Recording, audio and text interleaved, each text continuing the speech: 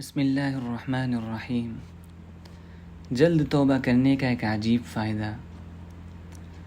علامہ آلوسی رحمۃ اللہ علیہ تفسیر روح المعانی میں فرماتے ہیں کہ دیکھو، اگر کبھی گناہ ہو جائے تو جلدی توبہ کر لو، کیونکہ گناہ سے ایک اندھیرا پیدا ہوتا ہے اور اندھیرے سے دل ابلیس کا ہیڈ کوارٹر بن جاتا ہے۔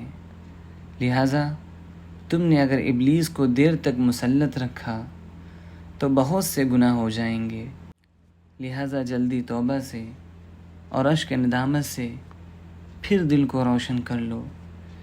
علامہ آلوسی رحمۃ اللہ علیہ فرماتے ہیں کہ جب ندامت اور توبہ کے نور سے دل روشن ہو جائے گا تو گناہ کے اندھیرے میں شیطان نے جو ہیڈ کوارٹر بنا لیا تھا اسے چھوڑ کر بھاگ جائے گا۔ جیسے چمگادڑ اندھیرے میں رہتا ہے، ابلیس کا مزاج بھی یہی ہے کہ گناہوں کے اندھیرے میں رہتا ہے۔ اگر توبہ میں دیر کی تو شیطان دیر تک رہے گا۔ کیا دشمن کو دیر تک اپنے گھر میں آپ رکھنا چاہتے ہیں؟ لہٰذا اگر خطا ہو گئی تو جلدی سے توبہ کرنی چاہیے تاکہ ندامت اور استغفار و توبہ کے نور سے دل منور ہو جائے اور ابلیس جلد بھاگ جائے۔ اس جگہ اس آیت کی تفسیر میں علامہ آلوسی رحمۃ اللہ علیہ نے سلطان ابراہیم ابن ادہم رحمۃ اللہ علیہ کا واقعہ نقل کیا ہے۔ یہ وہ سلطان ہے کہ جس نے سلطنت خدا پر فدا کی اور 10 سال غار نیشاپور میں عبادت کی۔ اسی کے برکت سے آج اس کے واقعے سے اللہ تعالیٰ کے کلام کی تفسیر پیش کی جا رہی ہے۔ اب میرا نام بھی آئے گا تیرے نام کے ساتھ۔ دنیا میں بہت سے بادشاہ مر کر سلطنت چھوڑ کر چلے گئے، لیکن ان کو کوئی رحمت اللہ علیہ نہیں کہتا۔ لیکن اس سلطان نے جیتے جی اللہ کے نام پر سلطنت چھوڑ کر فقیری اختیار کی۔ اللہ تعالیٰ نے ان کو یہ عزت دی کہ آج اولیاء اللہ کی زبان پر ان کا تذکرہ ہے۔ اور تفسیر روح المعانی کے 4 پارے میں علامہ آلوسی رحمۃ اللہ علیہ نے اس سلطان خوشبخت تارک تخت کا تذکرہ کیا ہے۔ فرماتے ہیں کہ غار نیشاپور میں 10 سال عبادت کرنے کے بعد سلطان ابراہیم ابن ادہم رحمۃ اللہ علیہ حج کرنے آئے تو طواف کرتے ہوئے انہوں نے ایک درخواست کی، اللہم انی اسألک العصمہ، اے اللہ میں آپ سے معصومیت چاہتا ہوں، یعنی میں بالکل معصوم ہو جاؤں کہ مجھ سے گناہ کبھی نہ ہو۔ دل میں آواز آئی کہ اے سلطان ابراہیم ابن ادہم، میں جانتا ہوں کہ تو نے میری محبت میں سلطنت فدا کی ہے اور میں تیری محبت کی قدر کرتا ہوں، لیکن جو سوال تو کر رہا ہے ساری دنیا کے انسان میرے دروازے پر یہی سوال کر رہے ہیں۔ ہر انسان جو حج کرنے آتا ہے مجھ سے یہی کہتا ہے کہ اللہ مجھے معصوم کر دے کہ آئندہ مجھ سے کبھی گناہ صادر ہی نہ ہو۔ لیکن اے ابراہیم، اگر ہم سب کی دعا قبول کر لیں اور سب کو معصوم کر دیں تو ساری دنیا تو ہو گئی معصوم، تو پھر میں کس پر مہربانی کروں گا اور کس پر کرم کروں گا؟ میری صفت کرم اور صفت فضل اور صفت مغفرت کس پر ظاہر ہوگی؟ یہ درخواست کرو کہ اے اللہ مجھ کو گناہوں سے محفوظ فرما اور توفیق دے دے توبہ کی اور استقامت کے ساتھ رہنے کی، اور اگر پھر بھی خطا ہو جائے تو پھر توبہ کر لو۔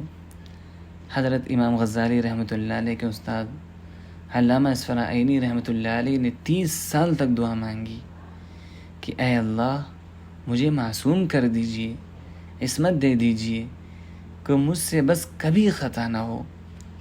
یہ بھی ان کا ایک مقام تھا۔ یہ دعا وہی مانگے گا جو اللہ کی نافرمانی نہیں چاہتا۔ ایک دن ان کے دل میں خیال آ گیا کہ باوجود کریم ہونے کے اللہ تعالیٰ نے 30 سال تک میری دعا نہیں قبول کی۔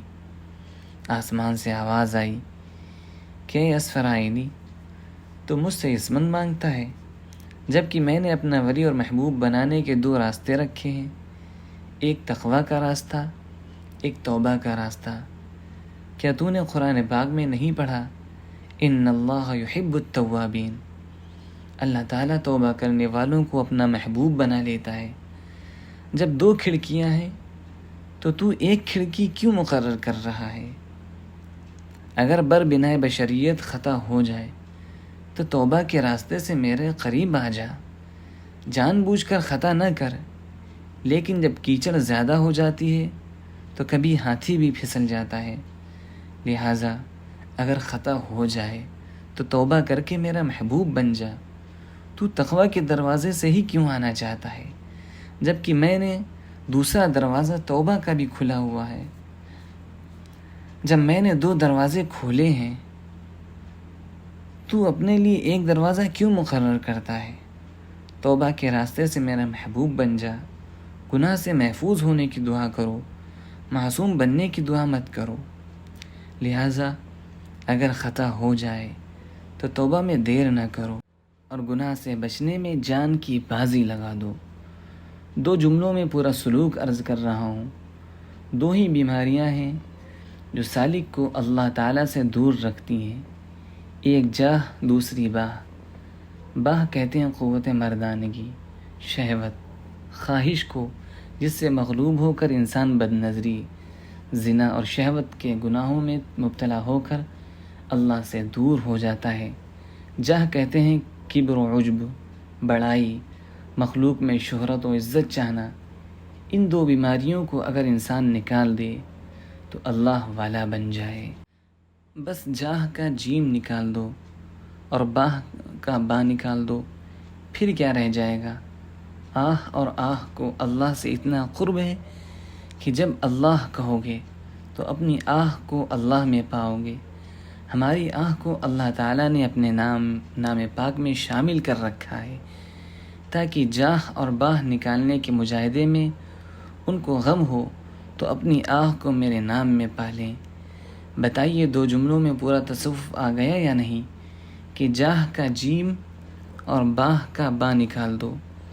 اب جاہ اور باہ دونوں مسلمان ہو گئے، دل سے اپنی بڑائی نکال دی اور شہوت کے تقاضوں پر غالب ہو گئے تو سمجھو کہ جاہ کا جیم نکال دیا اور باہ کا با نکال دیا۔ یہی 2 چیزیں ہیں جو انسان کو مردود اور شیطانوں کی چال پر چلا کر اللہ سے دور کر دیے۔ کوئی کبر سے ہر وقت اپنے کو بڑا سمجھتا ہے، کوئی ٹیڈیوں کے چکر میں ہے، اس کو قوت مردانگی اور باہ نے مغلوب کیا ہوئے ہیں۔